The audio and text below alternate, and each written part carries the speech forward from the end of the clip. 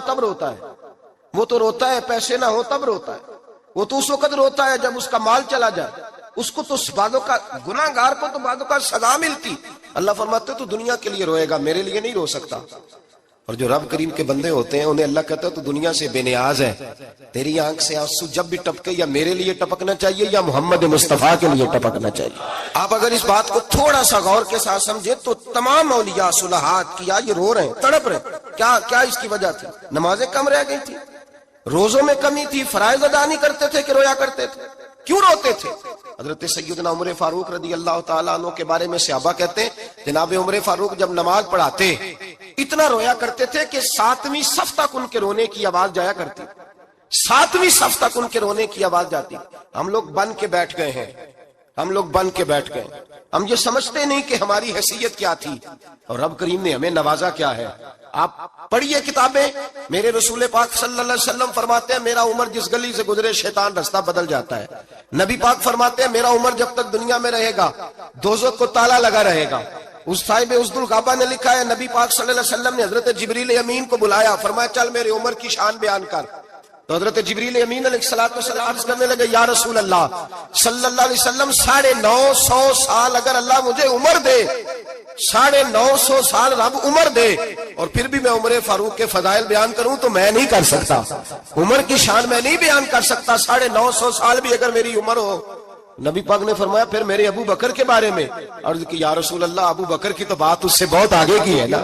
وہ نبی پاک کتنی عظمت بیان کر رہے ہیں، کس قدر زیادہ رسول کریم صلی اللہ تعالی علیہ وآلہ وسلم ان کی عظمت بیان کرتے ہیں۔ حضرت عمر کیا کہتے ہیں، وہ لوگوں کو بتاتے پھرتے ہیں کہ تم نے دیکھا ہے نا میری کتنی عظمت ہے، وہ یہ نہیں کہتے۔ حضور فرماتے ہیں عمر کی بڑی شان بڑی شان بڑی شان۔ اور عمر کے پاس جب بھی کوئی جاتا ہے کہتے ہیں عمر آپ کا کیا مقام ہے، تو عمر فرماتے ہیں میں تو اونٹ چرانے والے کا بیٹا ہوں، میں تو اونٹ چرانے والے کا بیٹا ہوں، میں تو اونٹ چرایا کرتا تھا، میں تو 10 اونٹ نہیں سنبھال سکتا۔ حضرت فاروق اعظم رضی اللہ تعالیٰ عنہ سے کوئی پوچھتے جناب عمر آپ کا کیا حال ہے، تو آپ فرماتے یہ تو میرے مقدر ہے کہ میری بہن نے قرآن سنایا تو میں در رسول تک پہنچ گیا، ورنہ مجھے پوچھنے والا کوئی نہ ہوتا۔ کبھی جناب علی المرتضیٰ کا بازو پکڑ کے کہتے ہیں علی تو نہ ہوتا تو عمر ہلاک ہو جاتا۔ بھائی حضور شانیں بیان کرتے ہیں، نبی پاک کہتے ہیں میرے ابو بکر نے احسانات کیے، بڑے احسانات کیے، میں نے سب کا بدلہ چکا دیا، ابو بکر کا نہیں چکایا۔ اللہ کی بارگاہ میں عرض کروں گا یا اللہ تو ہی اسے بدلے دے۔ اور جناب ابو بکر صدیق سے کوئی پوچھتا ہے ابو بکر آپ کا کیا حال ہے، تو ابو بکر صدیق فرماتے ہیں مجھ سے میرے اندر کا عالم نہ پوچھو، اگر قیامت کے دن اعلان ہوا نا کہ سارے لوگ بخشے گئے ایک باقی بچا ہے تو مجھے ڈر لگتا ہے کہ اکیلا ابو بکر ہی بچ جائے گا جو نہیں بخشا جائے گا، مجھے ڈر آتا ہے۔ بھائی بن کے بیٹھ گئے لوگوں کو پوچھ کر کے دیکھیں، کہتے ہیں کیا پاپ کیا ہے، کیا ہو گیا ہے؟ خشیت سے کانپتی ہوئی روحیں، تڑپتے ہوئے میرے رسول پاک کے غلام، اولیاء اللہ صوفیاء کرام کے رونگٹے کھڑے ہیں رب کریم کے خوف سے۔ جو جتنا مالک کو جانتا ہے اتنا کانپ رہا ہے، اتنا ڈر رہا ہے۔ جس کی آنکھوں سے آنسو خشک ہے مطلب یہ ہے یہ رب کو جانتا ہی نہیں، اسے کیا خبر اس کا جلال کتنا ہے، اسے کیا خبر اس کا عذاب کتنا ہے، تو کیا جانے۔ ان بطش ربک لشدید، جب وہ پکڑتا ہے تو بڑا سخت پکڑتا ہے۔ حضرت عثمان غنی کو 3 دفعہ میرے نبی پاک نے فرمایا جنتی ہے، جنتی ہے، العثمان فی الجنہ، العثمان فی الجنہ، العثمان فی الجنہ۔ 3 دفعہ حضور نے جنت کی بشارت دی۔ میرے مصطفیٰ کریم نے فرمایا میرا عثمان گلی سے گزرے تو فرشتے بھی اس کی حیا کرتے ہیں۔ جناب عثمان غنی جن کو میرے نبی نے 2 بیٹیاں دے کے کہا عثمان میری 100 بیٹی بھی ہوتی، ایک کے بعد دوسری انتقال کرتی جاتی تو میں ساری تیرے نکاح میں دے دیتا۔ وہی حضرت عثمان غنی قبر پہ کھڑے ہیں حضور کے وصال کے بعد، ایک قبر پہ کھڑے، آنکھوں سے آنسو جاری ہے، داڑھی ساری آنسوؤں سے بھر گئی ہے، روتے ہی جاتے ہیں، روتے ہی جاتے ہیں۔ غلام کہتا عثمان یار رونا ہمیں چاہیے، رونا ہمیں چاہیے، جن کو کوئی بشارت نہیں اور آپ کو تو 3 بشارتیں، روتے کیوں ہو؟ جناب عثمان غنی فرمانے لگے جس مصطفیٰ نے مجھے جنت کی بشارت دی اسی رسول نے فرمایا تھا قبر آخرت کی منزلوں میں سے پہلی منزل ہے، آخرت کی منزلوں میں سے پہلی منزل۔ سوچتا ہوں اگر رب کریم نے عثمان سے حساب پوچھ لیا حساب کیسے دینا ہے؟ میرے مصطفیٰ کریم نے، یہ تو بات ہے نا جناب عمر کی، یہ تو بات ہے حضرت عمر کی، حضرت ابو بکر کی، جناب عثمان غنی کی۔ اور جس شیر خدا کے بارے میں نبی پاک نے فرمایا علی منی وانا من علی، فرمایا علی اور میں 2 نہیں، میں علی ہوں اور علی میں ہے۔ جن کو فرمایا من کنت مولا فہذا علی مولا، جس کا میں مولا اس کا علی بھی جس مولا علی شیر خدا کو یہ درجہ دیا، ولی المرتضی اٹھے ہیں، نماز کا وضو کیا ہے، مصلی کی جانب جانے لگے تو جناب علی کا وجود تھر تھر کانپنے لگا، تھر تھر چھم چھم آنسو برسنے لگے۔ حضرت سیدنا امام حسن آگے بڑھے، ابا جی کیا ہوا؟ فرمایا حسن ڈر رہا ہوں، مالک کی بارگاہ میں جا رہا ہوں، کہیں رب علی کو دھتکار ہی نہ دے، کہیں مالک علی سے حساب ہی نہ پوچھ لے، کہیں اللہ تبارک و تعالیٰ ناراضگی کی نظر سے نہ دیکھ لے۔ او بھائی، ہم لوگ اتنے دلیر، اتنے تگڑے، اتنے سیاہ، اتنے عقل مند، اتنے گناہوں کے پیچھے پہاڑ ہیں، لیکن مجال ہے کوئی ایک قطرہ وہ آنسو جو ہم نے سنبھال کے رکھے ہیں دنیا داری پہ بہانے کے لیے۔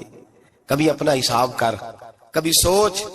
روز شکوہ کرتا ہے، کہتا ہے میرے پاس پیسے نہیں، گاڑی نہیں، کار نہیں، کوٹھی نہیں، سرمایہ نہیں۔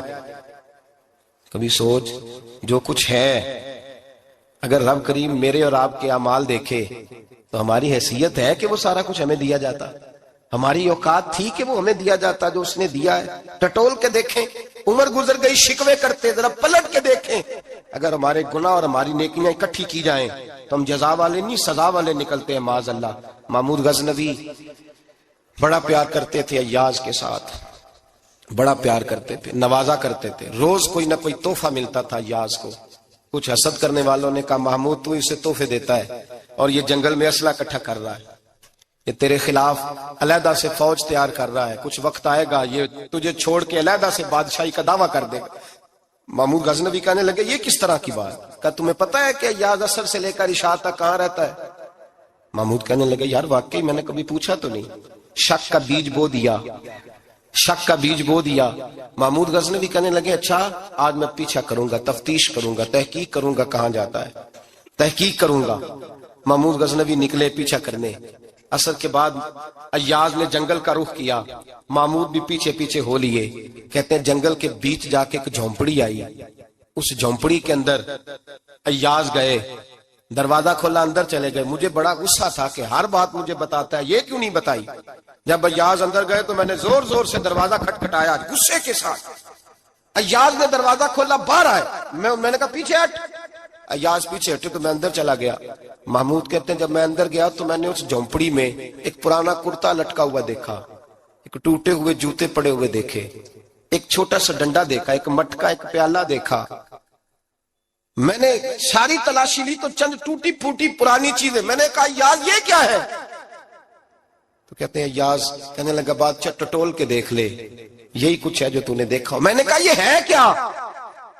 کہتے ہیں یاز پیروں میں بیٹھ گیا، تڑپ کے رونے لگا، کہنے لگا بادشاہ یہ میری اوقات ہے، یہ میری اوقات ہے، یہ میری اوقات ہے، یہ میری اوقات ہے۔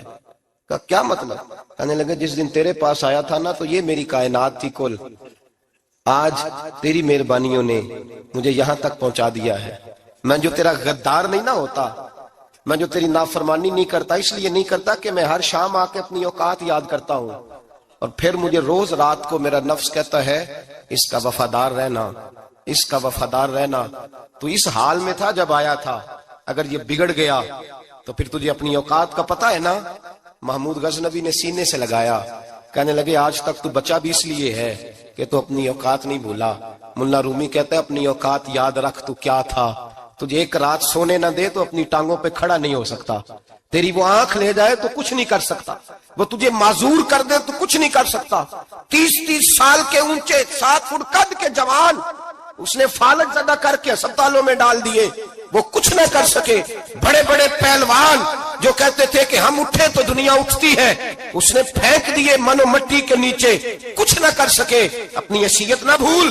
میرے رسول کریم سید عالم صلی اللہ علیہ وسلم نے فرمایا 2 باتوں میں لوگ دھوکے میں ہیں، دھوکے میں ہیں، دھوکے میں ہیں، دھوکے میں۔ یا رسول اللہ کون سی؟ فرمایا جو صحت مند ہے وہ دھوکے میں ہے، وہ سمجھتا ہے میں کبھی بیمار ہی نہیں ہوں گا، مجھے روز اسی طرح نیند آئے گی جس طرح اب آتی ہے، میں روز اسی طرح اٹھوں گا جیسے اب اٹھتا ہوں، میں اتنا ہی لمبا چوڑا رہوں گا جس طرح آج ہوں، میرا حسن اسی طرح قائم رہے گا جیسے آج ہے۔ تو دھوکے میں ہے، دھوکے میں۔ بڑے بڑے آئے اور بڑے بڑے مٹی کا ڈھیر ہو گئے، فنا ہو گئے، کل من علیہ فان، فنا ہو گئے، کوئی پوچھنے والا نہ رہا۔ اور میرے رسول پاک نے فرمایا جو فارغ ہیں، جن کو رب نے اپنی عبادت کے لیے فارغ کیا، اپنے دین کی نوکری کے لیے فارغ، وہ بھی دھوکے میں ہیں۔ وقت ضائع کر رہے ہیں، چوک اور چوراہے میں کھڑے ہیں۔ میرے بھائی، جب اپنی حیثیت انسان بھولتا ہے، حیثیت بھولتا ہے، پھر وہ شکوہ کرتا ہے۔ جب اپنی اوقات بھولتا ہے پھر شکوہ کرتا ہے۔ جب وہ بھول جاتا ہے کہ میں کیا تھا پھر وہ شکوہ کرتا ہے۔ حضرت سیدنا امام اعمش رحمت اللہ علیہ بازار میں کھڑے تھے تو بادشاہ کا بیٹا گزرا، اکڑ کے گزرا۔ آپ نے بازو پکڑ کے کھینچا، فرمایا جا کے اپنی ماں سے پوچھ اور اپنے باپ سے پوچھ تیری اوقات کیا ہے۔ اکڑ کے چلتا ہے، جا پوچھ ان سے تیری حیثیت کیا ہے۔ حضرت جناب سیدنا امام اعمش نے ڈانٹا تو واپس آیا، آگے کہنے لگا ابا وہ امام کیا کہتا تھا کہ میری اوقات کیا ہے، کیا اوقات ہے میری؟